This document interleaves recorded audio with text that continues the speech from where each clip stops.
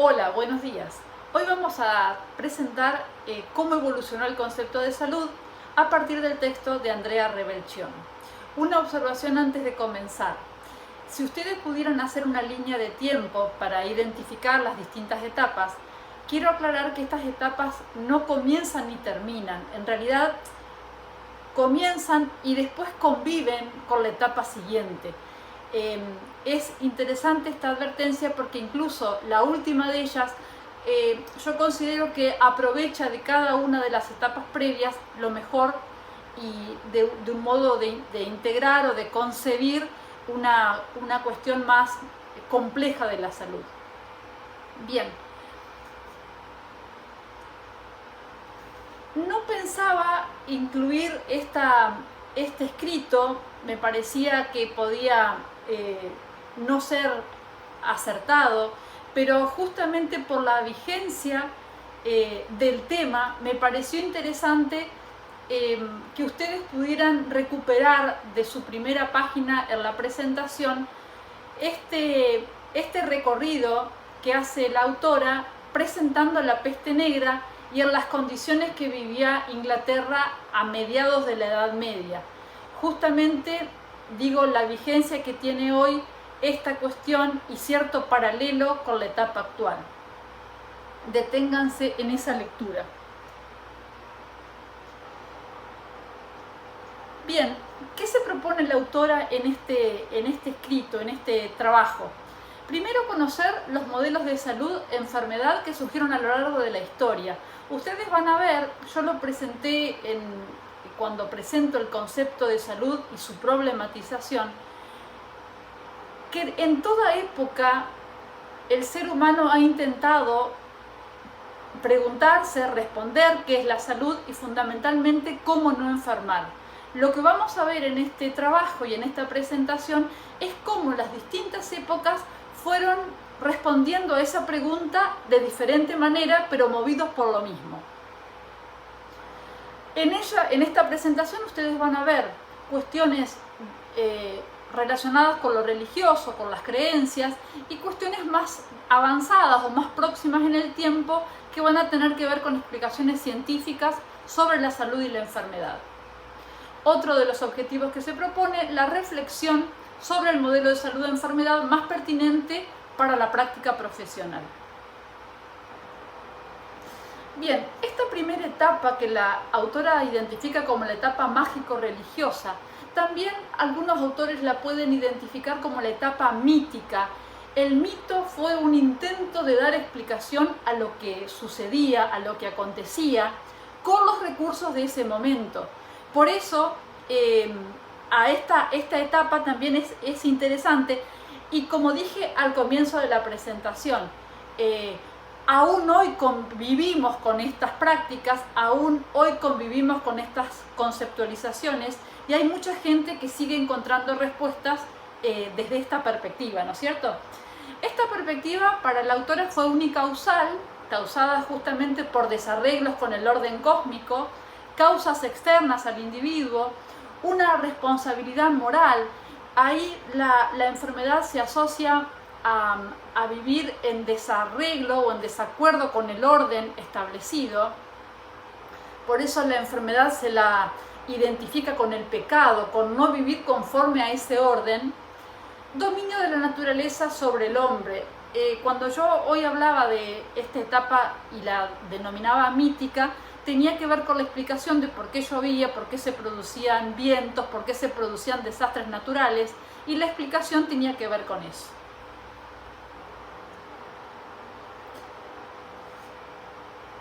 La etapa siguiente que identifica la autora, acuérdense que la anterior no desapareció, pero en la Grecia antigua se impone un modo de conocimiento cuyos referentes más sobresalientes Hipócrates y Galeno. En la antigüedad Grecia sí se desarrolló un intento de explicar la enfermedad desde otro lugar. Fíjense que para Hipócrates fundamentalmente nada iba a ocurrir sin causa. Se esforzaron por identificar la causa, por qué se producían las enfermedades. Las enfermedades, dicen, pueden explicarse a través de la razón. de algún modo estos primeros estudios van a ser el fundamento de lo que después va a ser el desarrollo de la medicina científica. Estudio minucioso de síntomas, registros detallados, teoría de los humores. Esto me parece interesante simplemente por la vigencia que tiene, y fíjense, estamos hablando de una época anterior a Cristo, ¿no es cierto? ¿Cómo funciona el cuerpo humano? En este sentido fue capaz de clasificar e identificar 4 humores, 4 fluidos: la sangre, la bilis amarilla, la bilis negra y la flema. Y fíjense en el cuadro cómo lo fue relacionando con los elementos de la naturaleza, con el órgano involucrado, con las cualidades de esas personas y con las características que tenía. Me parece de avanzada, insisto, para el momento en que Hipócrates desarrolla esta clasificación.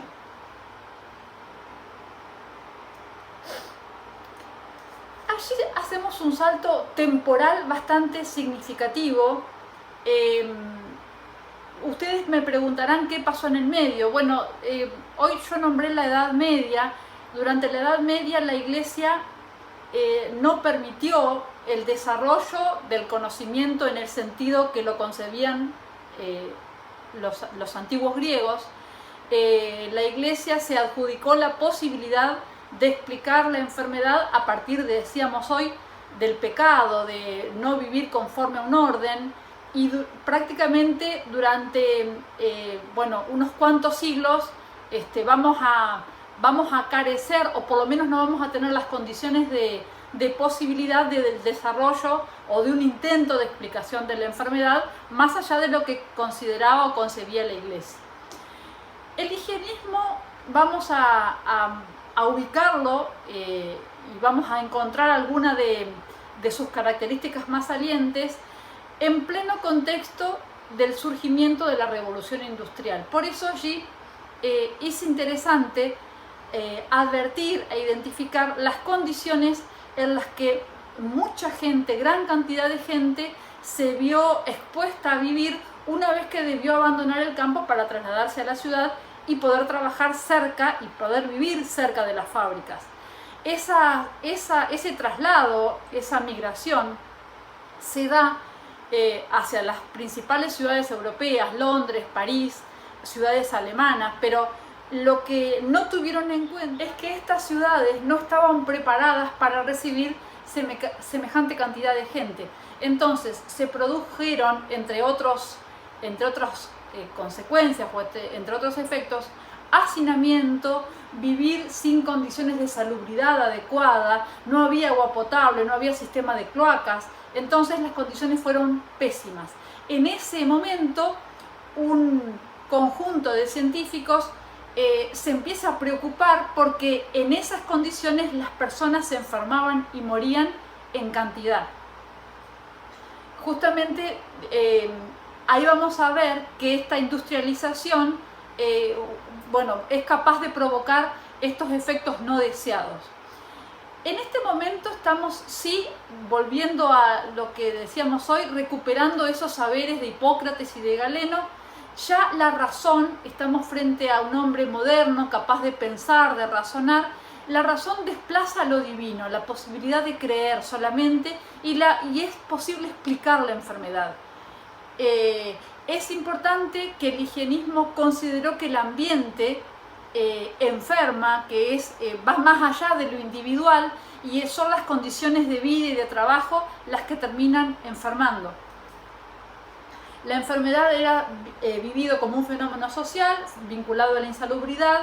La salud era definido como la ausencia de enfermedad, y el Estado debe intervenir en el ambiente para controlar las enfermedades. Ahí se ve la imagen, las condiciones, es una ilustración, las condiciones en que se trabajaba: hacinamiento, hambre, desnutrición, trabajo infantil, las enfermedades propias de la época, tuberculosis, fiebre tifoidea, cólera. Y una advertencia interesante en ese momento, que se puede ver que la población pobre enferma más que la población rica.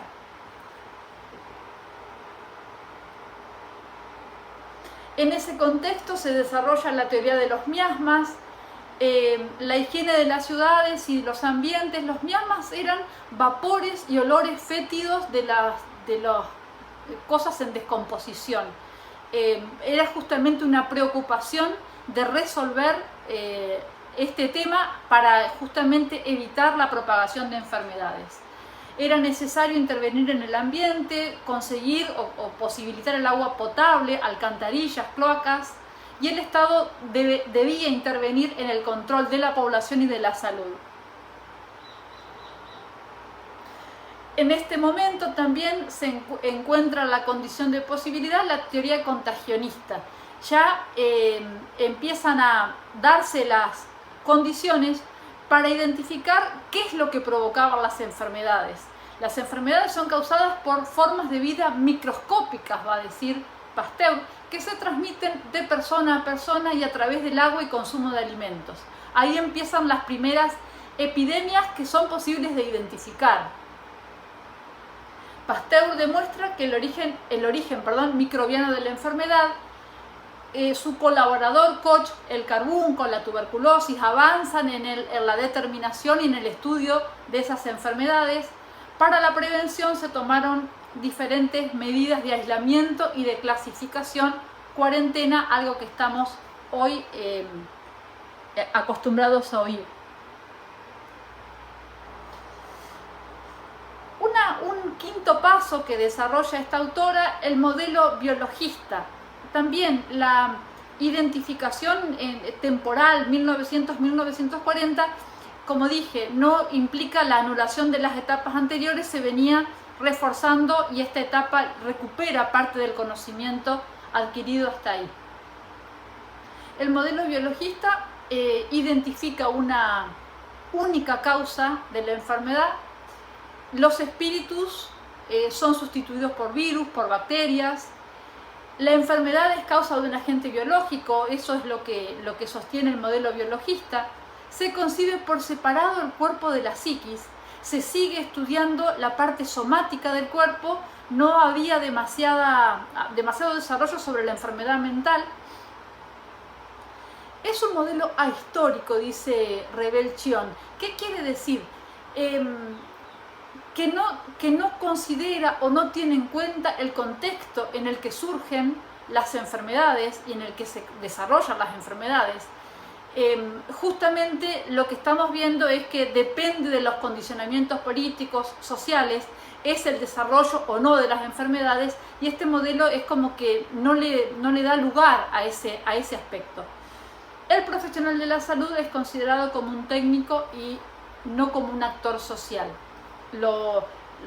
Es tan objetivo el conocimiento que es capaz de generar que no lo admite como un actor social.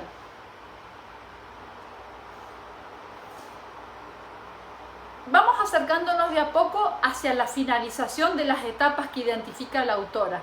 En ese paso, en ese recorrido, en ese camino, hay un hito importante.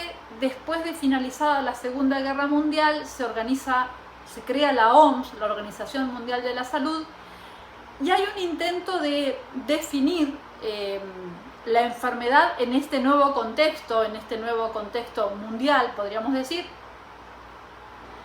La OMS, de la mano de Andrija Stampar, un médico croata, un médico especialista en salud pública, es capaz de definir a la salud diciendo: es el estado de completo bienestar físico, mental y social, y no solamente ausencia de enfermedad. Si bien es una definición que después vamos a cuestionar y que ahí mismo la autora ya identifica algunas críticas, nosotros más adelante con otro texto vamos a tratar de adentrarnos y de profundizar en esas críticas. Para la época fue de avanzada. Para la época significó complejizar la definición de salud y no solamente definirlo desde la ausencia de enfermedad. ¿Cuáles son las críticas que ya en ese momento se le hacen a la definición? Primero, considera el concepto de estado, algo estático, como si fuera una fotografía. No puede dar cuenta esa definición de que la salud y la enfermedad es algo dinámico. Es como si fuera un péndulo en donde permanentemente evitamos la enfermedad y nos acercamos a la salud, pero no es una situación que uno puede identificar claramente y, como dije, sacar una foto. Es dinámico, sociohistórico, es un continuum, dice la autora. Y otra cuestión que también se le va a criticar es la noción de bienestar y de completo bienestar, fundamentalmente en un mundo que es desigual, en un mundo que es muy inequitativo. Entonces esa noción de bienestar cambia, depende de dónde estemos posicionados, de dónde sea la persona que esté en ese momento hablando de su salud o de su enfermedad. Eso que nosotros le llamamos contexto es diferente en uno y en otro, entonces no podemos hablar de un universal como si fuera que el bienestar fuera para todos lo mismo. Bueno, este modelo multicausal es el que yo decía al comienzo, que de algún modo trata de recuperar de todas las etapas lo mejor de cada una de ellas. ¿De qué se ocupa o cómo caracteriza la salud este modelo multicausal? Primeramente, mira integralmente al paciente, lo mira como una totalidad.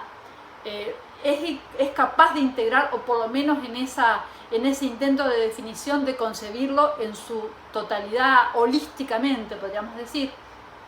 Se concibe mente y cuerpo de modo integral, se considera el contexto, de nuevo lo que decían los higienistas, hay que ver cómo viven las personas, cómo trabajan, como para entender por qué enferman. La salud y la enfermedad es un continuo, este movimiento pendular donde tratamos constantemente de evitar la enfermedad. Hoy la cuarentena nos muestra claramente que si uno se aísla puede mantener esas condiciones de salud, en tanto que si uno sale es posible que se exponga al contagio. Y el diagnóstico de las enfermedades considera aspectos biológicos, emocionales, culturales y psicosociales. Bien, de este modo queda presentado el tema. Es una sucesión de etapas. Este modelo multicausal sería el actual y sería como un modelo a seguir. Se trata entonces de un modelo interdisciplinario que debe concebir o considerar el aspecto biológico, el aspecto social y el aspecto contextual. Muchas gracias.